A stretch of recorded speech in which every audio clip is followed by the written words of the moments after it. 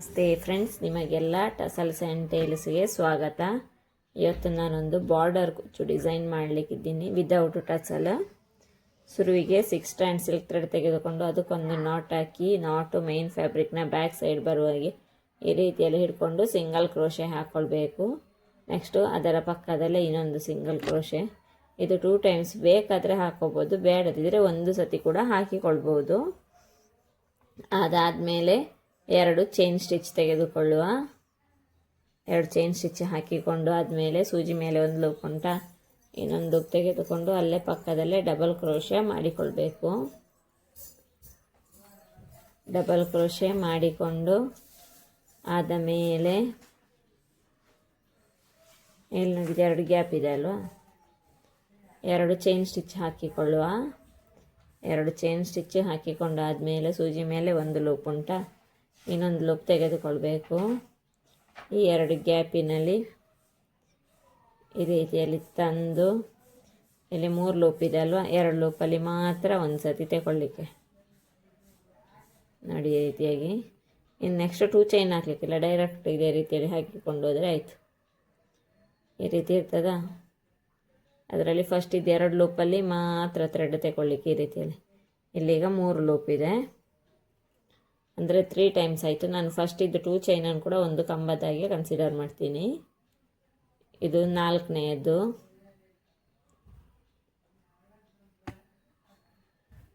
ಇದು 5ನೇದು.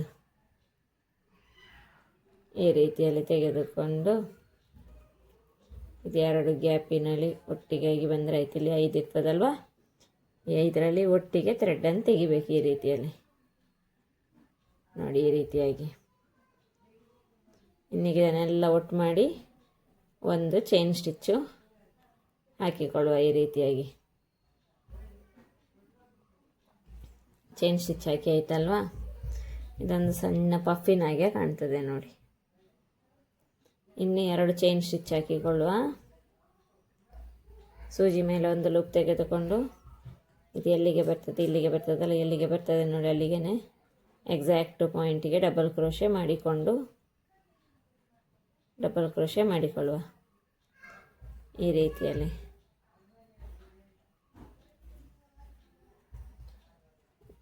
Double crochet ಆದಮೇಲೆ 2 chain ಹಾಕಿಕೊಳ್ಳುವ.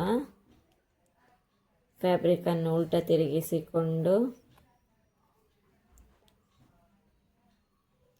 ಇಲ್ಲಿ 2 ಚೈನ್ ಹಾಕಿದ್ವಲ್ಲ, ಇಲ್ಲಿ ತುದಿಯಲ್ಲಿ ಈ 2 ಚೈನ್ ಸ್ಟಿಚ್ಚಿನ ತುದಿಯಲ್ಲಿ ಒಂದು ಸಿಂಗಲ್ ಕ್ರೋಶೆ ಮಾಡಿಕೊಳ್ಳುವ ಈ ರೀತಿಯಾಗಿ. ಇನ್ನು 2 ಚೈನ್ ಸ್ಟಿಚ್ ಹಾಕಿಕೊಳ್ಳುವ. ಫ್ಯಾಬ್ರಿಕನ್ನು ಸೀದಾ ಸೈಡಿಗೆ ತಿರುಗಿಸಿಕೊಳ್ಳುವ ಈ ರೀತಿಯಾಗಿ.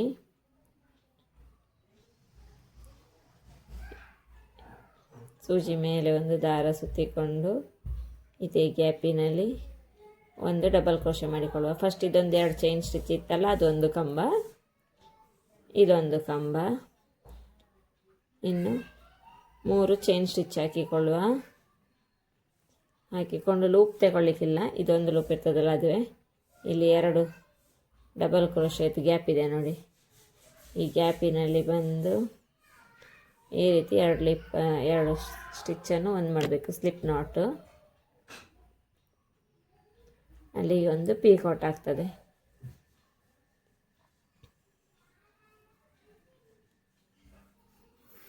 ಹಾಗಿದ್ರೆ ಈಗ ಸೂಜಿ ಮೇಲೆ ಒಂದು ಲೂಪ್ ತೆಗೆದುಕೊಂಡು ಇಲ್ಲಿ ಡಬಲ್ ಕ್ರೋಶೆ ಮಾಡಿಕೊಳ್ಳುವ.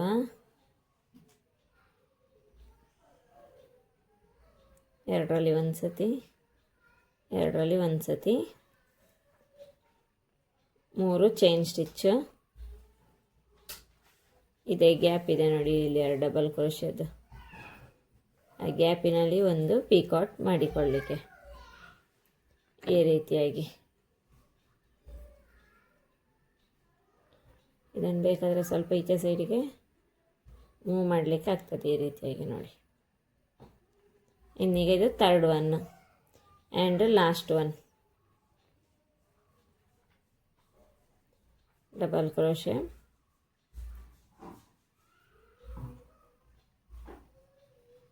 ಆ್ಯಂಡ್ ಪೀಕಾಟ್.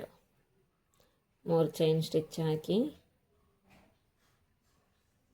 ಈ 2 ಗ್ಯಾಪಿನಲ್ಲಿ ಒಂದು ಪೀಕಾಟ್ ಮಾಡಿಕೊಳ್ಳುವ.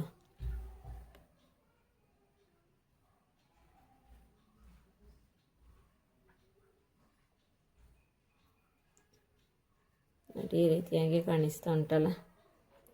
ಇನ್ನು 2 ಚೈನ್ ಸ್ಟಿಚ್ ಹಾಕಿ ಇದನ್ನು ಸ್ವಲ್ಪ ಈಚೆ ಜರುಗಿಸಿಕೊಳ್ಳುವ. ಈ ರೀತಿ ಮೂವ್ ಮಾಡಲಿಕ್ಕೆ ಬರ್ತದೆ. ಮೂವ್ ಮಾಡಿ ಈ ಗ್ಯಾಪ್ ಇದೆ ನೋಡಿ, ಇಲ್ಲೇ ಒಂದು ಸ್ಲಿಪ್ ನಾಟ್ ಸಿಂಗಲ್ ಕ್ರೋಶೆ ಹಾಕಿಕೊಳ್ಳುವ.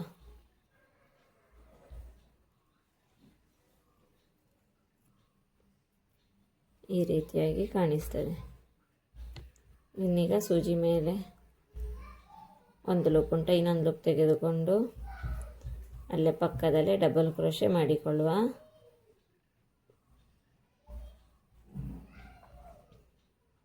ಎರಡರಲ್ಲಿ ಒಂದು ಸತಿ, ಎರಡರಲ್ಲಿ ಒಂದು ಸತಿ, ಈ ರೀತಿಯಲ್ಲಿ. ಇನ್ನು 2 ಚೈನ್ ಸ್ಟಿಚ್ ಹಾಕಿ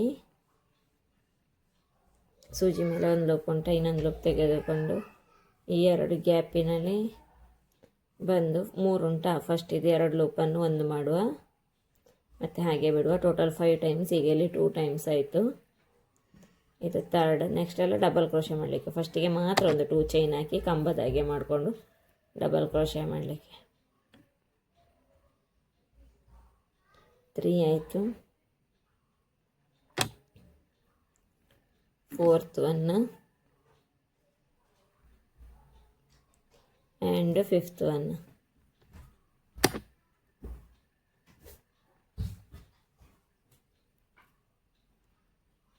ಇದನ್ನೆಲ್ಲ ಒಟ್ಟಿಗೆ ಈ ರೀತಿಯಲ್ಲಿ ತೊಂದರೆ ಆಯಿತು ನೋಡಿ, ಬಿಟ್ಟು ಹೋಯ್ತಾ. ಈ ರೀತಿಯಲ್ಲಿ ತೆಗೆದುಕೊಂಡು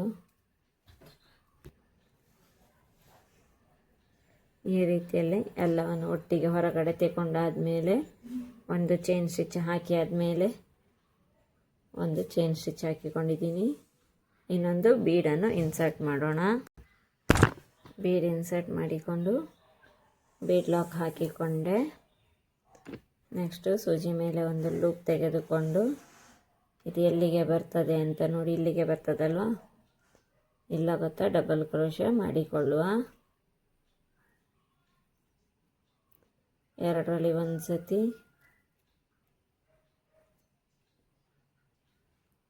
2ರಲ್ಲಿ ಒಂದು ಸತಿ, ಇನ್ನೊಂದು ಡಬಲ್ ಕ್ರೋಶೆ ಮಾಡಿಕೊಳ್ಳುವ. 2ರಲ್ಲಿ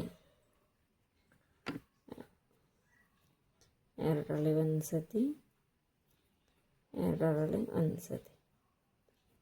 ಈ ರೀತಿಯಾಗಿ ಸಣ್ಣ ಸಣ್ಣದಾಗಿರುವ ಆರ್ಚ್ ಫಾರ್ಮ್ ಆಗ್ತದೆ ನೋಡಿ. ಇನ್ನು 2 ಚೈನ್ ಸ್ಟಿಚ್ ಹಾಕಿ ಸೇಮಲ್ಲಿ ಫಸ್ಟಿಗೆ ಮಾಡಿದ್ವಲ್ಲ 2 ಚೈನ್ ಸ್ಟಿಚ್ ಹಾಕಿಕೊಂಡು ಈ ಗ್ಯಾಪಿನಲ್ಲಿ ಬಂದು ಟೋಟಲ್ 5 ಟೈಮ್ಸ್ ಈ ರೀತಿಯಲ್ಲಿ ಡಬಲ್ ಕ್ರೋಶೆ ಮಾಡಿ 2 ಲೂಪಲ್ಲಿ ಮಾತ್ರ ತೆಗೆದುಕೊಂಡು ಈ ರೀತಿಯಲ್ಲಿ ಇದೇ ರೀತಿಯಲ್ಲಿ ನಾನು ವರ್ಕ್ ಕಂಟಿನ್ಯೂ ಮಾಡಿ ಎಂಡಲ್ಲಿ ವರ್ಕ್ನ ಫೈನಲ್ ಲುಕ್ ಯಾವ ರೀತಿ ಕಾಣ್ತದೆ ಅಂತ ತೋರಿಸ್ತೀನಿ. ಈಗ ನಾವಿಲ್ಲಿ ವರ್ಕಿನ ಎಂಡಿಗೆ ಬಂದಿದ್ದೀವಿ ನೋಡಿ.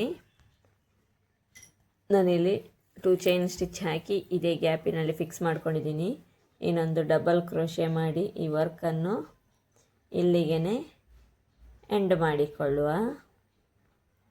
ಡಬಲ್ ಕ್ರೋಶೆ ಆಯಿತಾ, ಈ ವರ್ಕ್ ಇಲ್ಲಿಗೆ ಫಿಕ್ಸ್ ಆಯಿತು.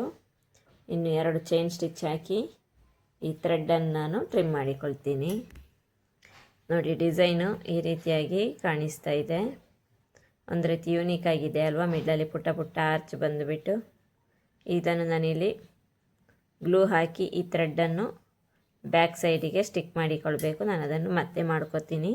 ನೀವು ಕೂಡ ಈ ಡಿಸೈನನ್ನು ಟ್ರೈ ಮಾಡಿ ಹೇಗೆ ಬಂದಿದೆ ಅಂತ ನನಗೆ ಕಮೆಂಟ್ ಮಾಡಿ ತಿಳಿಸಿ. Thank you for watching.